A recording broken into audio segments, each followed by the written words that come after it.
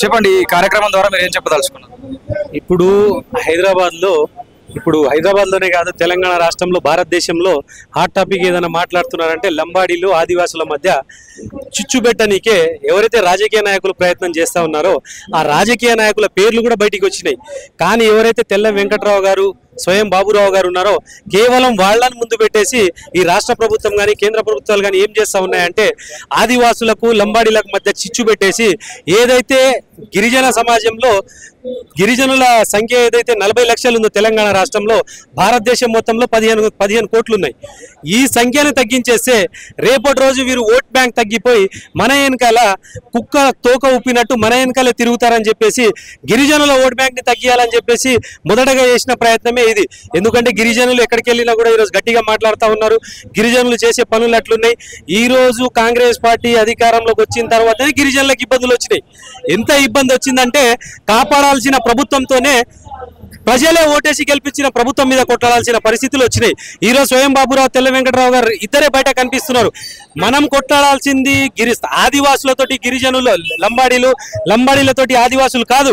ఎప్పుడైనా ఆదివాసులు రోడ్ల మీద కూర్చొని లంబాడీలని, లంబాడీలని, బంజారాలని, సుగాలీలని మా నుంచి తీసేయాలి, ఎస్టీ జాబితా నుంచి తీసేయాలని చెప్పేసి తెలంగాణ రాష్ట్రంలో కానీ భారతదేశంలో కానీ ఎక్కడ వాళ్ళ ధర్నాలు చేయలే. ఎప్పుడు లంబాడీలు ఆదివాసులు కొట్టుకోలే. కానీ ఓట్ బ్యాంక్ కోసం మాత్రమే రాజకీయ నాయకులు దీన్ని చిచ్చు పెట్టేసి లంబాడీలో ఏదైతే ఓట్ బ్యాంక్ సంఖ్య ఉందో ఆ సంఖ్యను తగ్గించేస్తే రేపు రాజకీయంగా లంబాడీలు ముందుకు రాకుండా చేయాలని చెప్పేసి చేసిన ప్రయత్నమే ఇది. రేవంత్ రెడ్డి గారు అధికారంలోకి వచ్చిన తర్వాత కాంగ్రెస్ పార్టీ అధికారంలో లగచెర్ల ఇష్యూ జరిగింది. లగచెర్ల గిరిజనుల ఆడవాళ్ళని ప్రైవేట్ పాటలలో కొట్టిరు. రాత్రికి గొర్రెలు మేకలు ఎత్తుకొని పోయిరు. ఒక్క పోలీస్ డిపార్ట్మెంట్ నుంచి స్వయంగా ఎవరు కేసు పెట్టలే. మేము సేవలాల్ సేన తరపున మేము కొట్లాడితే మా మీద కేసులు పెట్టిరు. ఆ రోజు గిరిజనులకు ఇక్కడే కాదు, లగచెర్ల, పోలేపల్లి, హకీంపేట్, పులిచెర్లకుంట, రోటిబండ తాండ, ఈ తాండాలలో భూసేకరణ కోసం గిరిజనుల నానా ఇబ్బందులు పెట్టి రాత్రి 12 గంటలకి ఇంటర్నెట్ బంద్ చేసేసి, కరెంట్ స్తంభాలని బంద్ చేసి, ఎలక్ట్రిసిటీ బంద్ చేసి లంబడోళ్ళని, గిరిజనులని, ఆడవాళ్ళని, పెద్దలని, చిన్న చిత్క ప్రతి ఒక్కరిని కొట్టి యువకులను తీసుకుపోయి జైల్లో పడేసిన వైనం ఈ తెలంగాణ రాష్ట్రంలో చూడలేదా?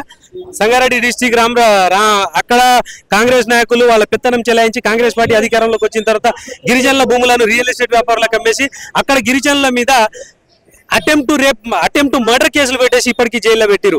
ఇక్కడ పొంగులేటి శ్రీనివాస్ రెడ్డి గారు ఇక్కడ శంకర్పల్లి దగ్గర గిరిజనుల భూములని ఆక్యుపై చేసిరు. గిరిజనుల భూములకు, అడవులకు, చెరువులకు, నాలలకు, కుంటలకు అవినాభావ సంబంధం ఉన్నదే గిరిజనులకు కదా. ఎందుకంటే ఒక్కప్పుడు గిరిజనులు ఎక్కడైతే నీళ్లు ఉన్నాయో అక్కడ స్థావరం ఏర్పాటు చేసుకున్నారు. ఒక్కప్పుడు ఉప్పు, జొన్నలు సరఫరా చేసుకుంటూ ఈ తెలంగాణ రాష్ట్ర పోరాటంలో కూడా గిరిజనులు ఉన్నారు. మన దేశం స్వతంత్రం రావడానికి 1970లో కూడా గిరిజనులు కష్టపడ్డారు. మందుగుండు సామాగ్రిలను సప్లై చేసిన చరిత్ర మా గిరిజనులది. ఎందుకంటే ఏదైతే గిరిజనులు అప్పుడు ఎడ్ల బండ్ల మీద జొన్నలను, ఉప్పులను పెట్టుకొని అమ్ముకోవడానికి ఒక్కొక్క ఊరికి, ఒక్కొక్క తండకి అటు తిరిగేటప్పుడు ఏవైతే ఆ రోడ్లు పడ్డాయో ఆ రోడ్లే ఈరోజు నేషనల్ హైవేలు ఉన్నాయి, ఆ రోడ్లే ఈరోజు రైల్వే మార్గాలు ఉన్నాయి. ఈ మాత్రం తెలియదా? ఈ రోజు గిరిజనులు తిరగబడే పరిస్థితులు తీసుకొచ్చింది ఆదివాసులు కాదు. తెలుసుకోవాల్సింది ఏంటంటే రాజకీయ నాయకులు వాళ్ళ ఓట్ బ్యాంక్ ని పెంచుకోవడానికి, రాజకీయ భవిష్యత్తు కాపాడుకోవడానికే ఈరోజు ఆదివాసులకు, లంబాడీలకు మధ్య చిచ్చు పెట్టిరు. ఇంకొకటి, లంబాడీలు కానీ ఆదివాసులు కానీ తెలుసుకోవాల్సింది ఏంటంటే టీవీ ఛానల్ వాళ్ళు పిలుస్తారు, మన డిబేట్లకు పిలుస్తారు. ఇక్కడ ఆదివాసులను కూర్చోబెడతారు, ఇక్కడ లంబాడీలను కూర్చోబెడతారు. మనం తిట్టుకోవాలి, మనం తిట్టుకోవద్దు. ఈ భారతదేశంలో హిందూ ముస్లిం భాయ్ అని నడుచుకున్న సంస్కృతం మనది. ఆ సంస్కృతి మన భారతదేశంలో ఉంది. హిందువుని కూడా మనం గౌరవించి, మనల్ని హిందువులు గౌరవించి భారతదేశంలో బతుకుతూ ఉంటే ఎస్టీ తెగలలో ఉన్న మనం లంబాడి, సుగాలి, బంజారా, ఈరోజు కోయ, గొండు మనం కొట్లాడుకోవాలా? రాజకీయ నాయకుల కోసం మనం కొట్లాడుకోవాలా? డిబేట్లలో నువ్వు గొప్ప అంటే నువ్వు గొప్ప, నేను గొప్ప అంటే నేను గొప్ప అని చెప్పుకుంటే రేపు ఎవరికి లాభం? రాజకీయ నాయకులకు లాభం. కాబట్టి మనం ఆదివాసులతో డిబేట్లో కూర్చోవద్దు. ఆదివాసులు, లంబాడీలు స్నేహపూర్వకంగా ఉన్న దాన్ని ఈరోజు డిబేట్లలో కూర్చోబెట్టి ఆదివాసీ వర్సెస్ లంబాడీలు అని పెట్టేసి డిబేట్లు పెడతా ఉన్నారు.